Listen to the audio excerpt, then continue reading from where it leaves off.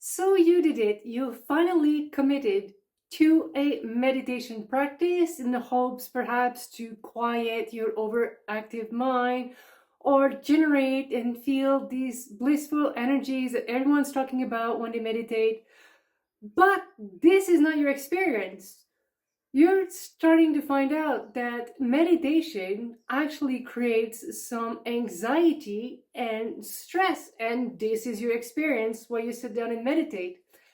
I remember a close relative of mine, it was a few years ago now, 3, 4 years ago, who was like, I cannot meditate. Meditation makes me stressed and anxious. And I was like, no, no, no, no, no, no, no. Meditation does not cause stress and anxiety.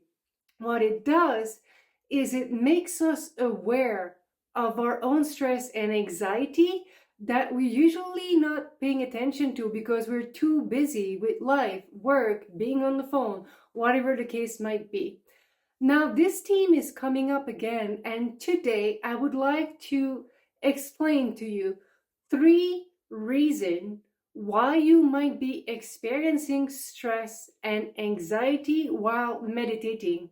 They are different causes, and we are going to explore them together. My name is Izzy, and welcome back to the download. So, the first reason we might be experiencing stress or anxiety while meditating at first is it's actually stress and anxiety that is already underlying and trapped within us. This stress could be just there from events many years ago.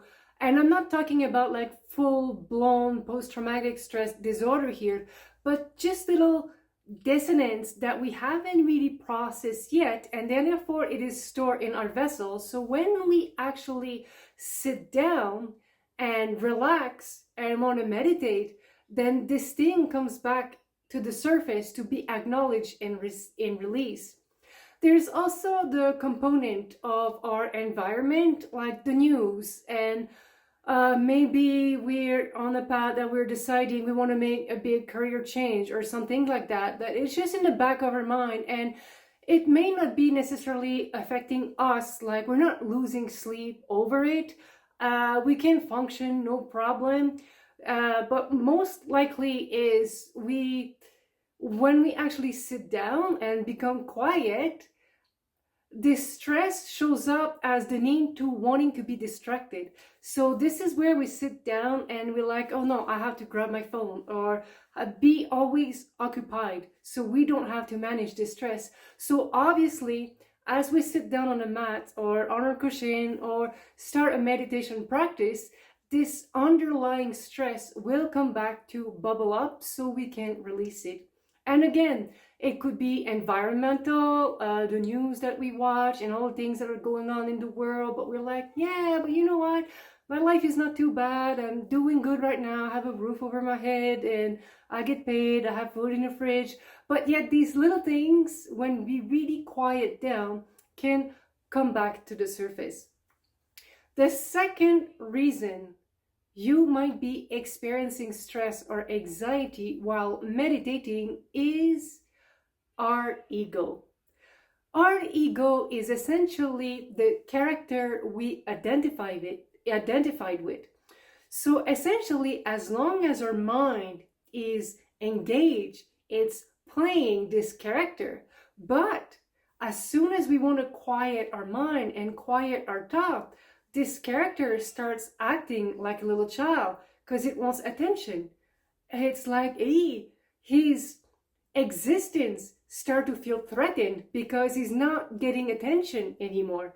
So this is essentially a reason why we may be experiencing stress and anxiety, because the character, our ego, the character that wants to identify with something and play different roles, when we put this energy on the back burner to just allow our state to be completely aware, we're just immersed in our surrounding, it's not happy at first and it wants to throw a little tantrum and it feels its existence is threatened. So therefore, there's a little stress and anxiety in relation to that.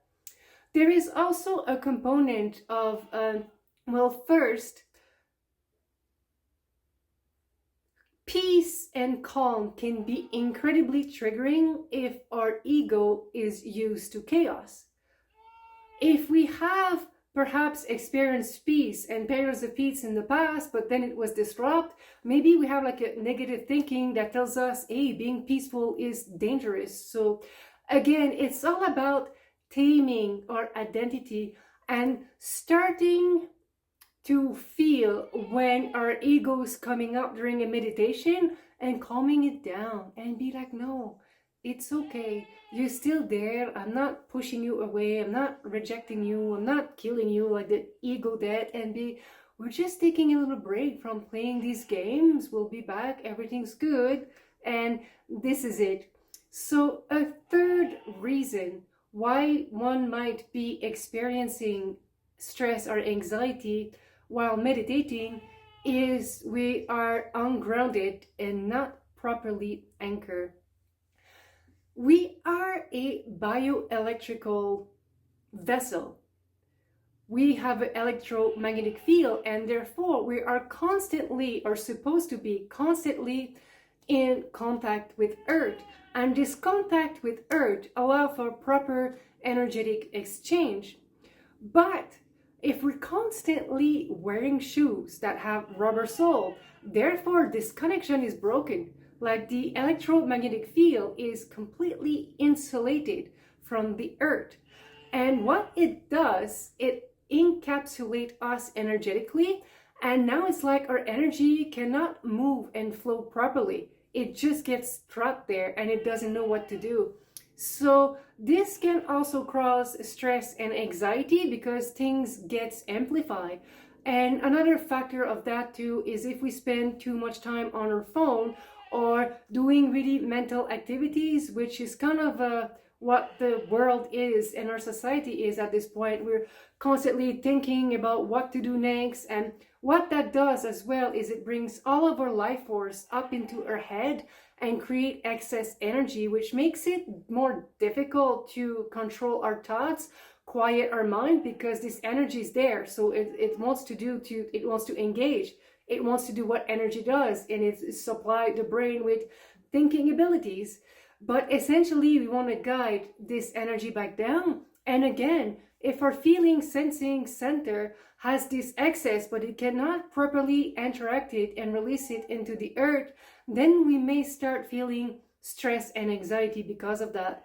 There's also another factor of our dwelling. You know, a lot of houses now, they're really insulated and whatnot. So what's the thing there? It's not just to go outside barefoot, but there are actually practices that you can do to energetically start reconnecting consciously with the energy of Earth and guiding your energy back into the Earth and anchoring properly.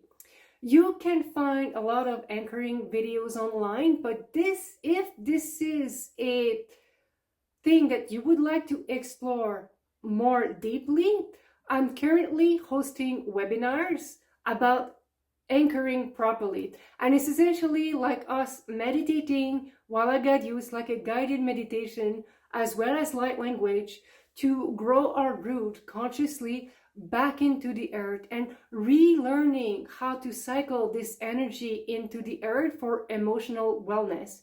This is essentially the title of my program. It's Anchoring for Emotional Wellness. Now, anchoring is also a component, something we do before we want to open our crown chakra. We want to be properly anchored before we do any kind of psychic work. But what I've discovered from my own personal experiences is anchoring is incredibly soothing for our emotional balance. And just learning anchoring, even if you don't have the intention of developing your psychic abilities, can have impactful effect on your emotional well-being. So again, you can check my website at www.download.com. The link is in the description box if you would like to join on this course. This is all I have for today. Thank you very much for watching this video. and enjoy the rest of your day.